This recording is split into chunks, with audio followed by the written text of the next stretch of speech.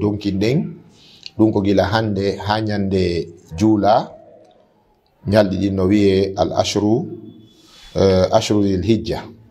sappo donkin on. lewru donkin ɗum no wiye ka sharia islam zul hijja. ko non woniri.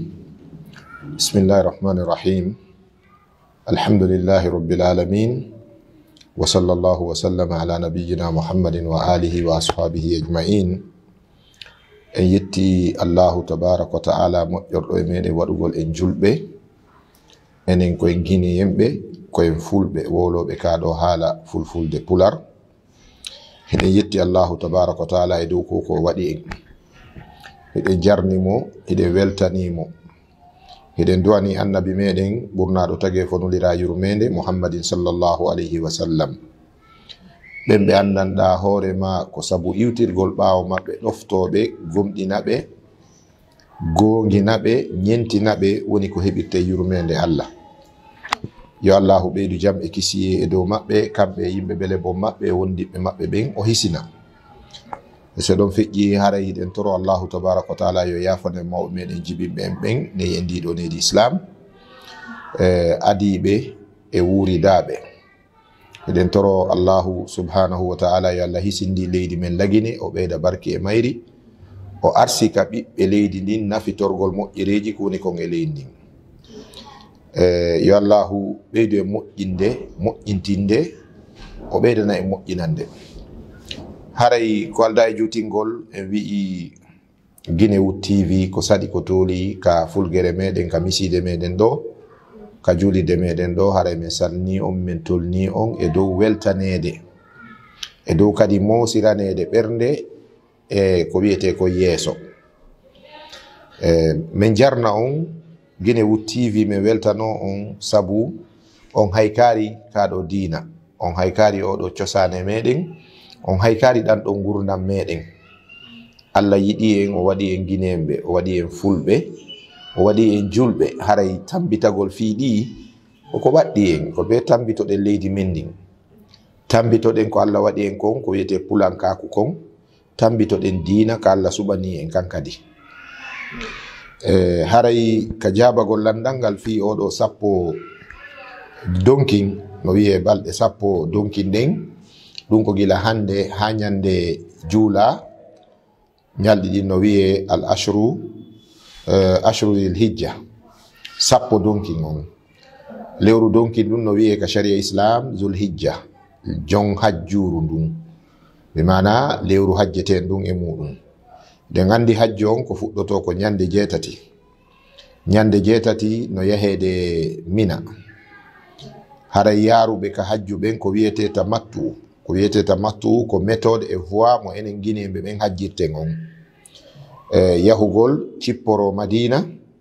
ma haysi ko jidda cippori attoro madina ara e nde nokkure wiyetede zulhulayfa ma no wiye abaru ali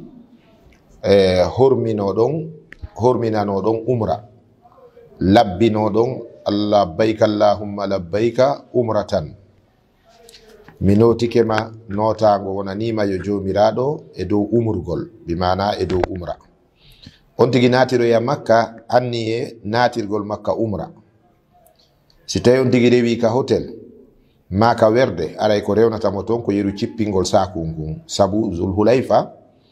ka wiyete abaru ali ɗon on tigi ƴettay ɗon ihramon conci daneji ɗin wonande enen worɓe ɓen ko wanare e haddare. hara on tigi wattaki kala concol ño'irangol meselal ma ño'irangol machine. hara on tigi urnaki o herñaari peɗali makko ɗin o mekkari sukundun e nder ɗin ñalɗi ɗon ha o natoya makka o natira ka haram o yaha o cippoyo ka suudu kaaba o wango laaɓi jeɗɗi o yiwa ɗon o yaha safa e marwa o waɗa yaha ara on ɗon laaɓi jeɗɗi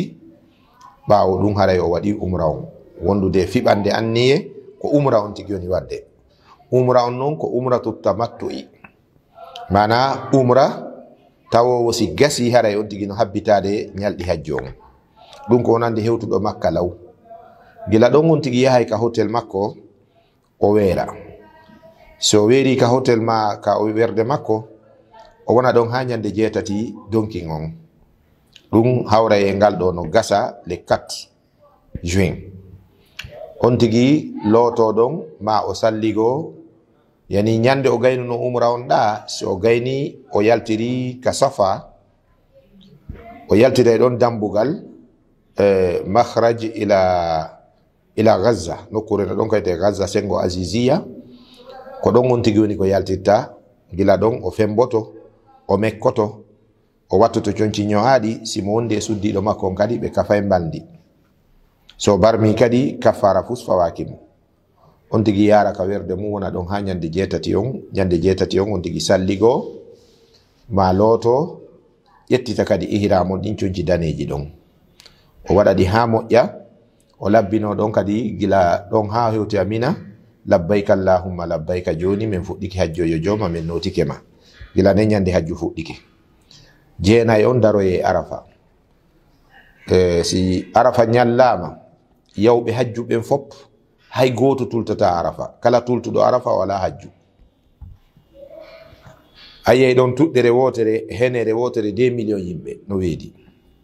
ko ɗon ñallete ha ka ɓawo alansara fokkite argol ka wiyete Musdalifa ɗon Musdalifa ko ɗon walete nden ñande kala yawɗo hajju o walay Musdalifa ñande jeenayi on ñande 10 on o dawa Mina o natiroya Mina ka jamraru aranuru o bugoyo ɗum ɗon gila ɗon himo wawi artude ka werde makko ka tilliso Mina si tawi kadi ko Makka kadi o yaari kadi bonnata hajju on kono ko ɓuri moƴƴude yon tigi waalu Mina ɗon o waala Mina ɗon o wona ɗon simo faala e nder balɗe 2 simo faala e nder balɗe 3 o bugo jamraje ɗen kaaƴe ɗen ko hawrata ñande be ko 21 e nokkure be ɓaawo ɗum o artoya Makka o wangafo no wiye ifada wangafo yuppande gila ɗon haray o gayni hajju on ko ɗum waɗi haray ɗi se yewta fi ɗiɗo ñalɗi 10 donkin haray be iwre ngo sengo ɗo wonde koye nder ɗi ñalɗi ɗo woni ko hajju on fuɗɗoto bal koye nder ñalɗi 10 donkin ɗin golle hajju jane ɗen woni sabu nelaɗo sallallah alih w sallam ɓe maki alhajju arafa hajju on ko arafa way wasi ɓe faala wiide mo tulti arafa aray fala hajja lahu o ala hajju ɗulle ko ɗum ko ɓe fandi karama ko ɓen holli e fottago masahibuji ɗin mo yehi hajju o tulti arafa haray o hajjari ko ɗum waɗi hay si on tigi no heli nden ñande si tawi tun o ma yaari Mina ɓe rondotomo e ambulance ma hélicoptère ma e balangaru ɓe naɓa mo arafa ko be hewta arafa si hajju on timma hay si on tigi wawata yaade joni noon o arafa ɗo ko ñande jeenayi enen tawoɓe ɓen yahaka hajju ko honɗum waɗɗi en waɗugol ñande jeenayi on ko horugol ñande arafa dara ɗum hino fukka bakkatuji duuɓi 2 hitande feƴƴunde e arore on tigi wakkilo o hoora ɗum ɗon joni sen arti e jabagol landal ngal moƴƴereji ko woni kon e nder walla ɗe 10 donkin ɗo ɓawo Guinewood TV fal jaari kala yewtere wonde ka public wonde ala in wo haray ko be nde yewtire fewɗo ɗo son suivi médiaji ɗin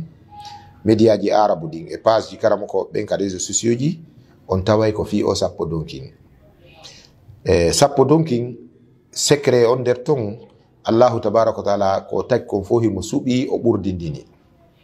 o yewten ɗum e aya qur'ana o wi wa rabbuka yahluqu ma yasha'u wa yahtaru ma kana lahumul khiyara jomiraɗo joma ma o tagay o suɓoto e nder ko tagi kon alana yimɓe ɓen suɓagol ko Allah suɓoto so yi lagine ɗo fo leydi ndi fo e mayri ɗo ko goto laamotode on goto laamotoɗo ko faala ɗe wo ko suɓande Allah nde laatto gelike annabaji zamanu be no wodi annabaɓe tawtidirɓe kono heewa a taway ko aden e ɓiɗɗo mum fiyo ɓiɗɗo on lonto babajo wono annabi Sulaiman e annabi Dawuda sina ɗum sa'i be ko annabajo goto on kadi ko Allah suɓotomo landota ko yimɓe ɓen deftere on annabajo ɗon wona e wotere Allah landota ko yimɓe ɓen ko on ɗum falɗo yomi wan nder ton wa rabbuka yahluqu ma yasha wa yahtaru joma ma no tagay mo suɓo awa jomiraɗo suɓike lewru sumaye ndun o ɓurni e hoore lebbi hitande fop o suɓike ñalande juma nden o teddininde e hoore ñalɗi hidditi ɗin o suɓike jinna yimɓe o ɓurni annabi meɗen Muhammadin sallallahu alayhi wa sallam o suɓike leydi ndin fof ɓay kanko tagidi o ɓurni Makka e hoore leydi ndin fop Makka eɓɓidirtake e hay nokku e adna Allah on kala mo nanɗa no yeɓɓidira makka e nokkure andu ko feetuɗo so tawi dow koye bange islam. so tawi noon haɗay ko comédie ma filmu en salaki, kono si tawi kaka bange dina ko wiyete islamu kon ala ko eɓɓidirte makkatal mukarrama. ko ɗon Allah waɗi hajjirde julɓe ɓen, ko ɗon Allah waɗi qibla julɓe ɓen, ko ɗon Allah waɗi suudu hajjoyten ɗum faade e muɗum, ko ɗon Allahu tabaraka wa taala waɗi juulirde sa juuli e mayre kala ka juuluɗa e hoore aduna Allah on a juula e darɗe guluje temedere fiyo baraji ma ɗin fotu e julde nde juulɗa ɗon nden ka haramul makki. ko ɗon Allah waɗi nelaɗo on daña. no wodi kadi woɓɓe ko ɓeytoɓe ɗon ka bange critique e sabotage. siko critique haray ko saɗi ko tooli, siko sabotage e hino réponse maɓɓe on jabawol maɓɓe ngol. ɓe wiya wonde ko makkanko ɓen kadi raɗino nelaɗo, kamɓe haɓuno nelaɗo. ko gonga, ko makka haɓuno nelaɗo, raɗi nelaɗo, kono ko homɓe kadi tambitinomo wallitimo ko ɓiɓɓe ɓe makka ɓen kadi.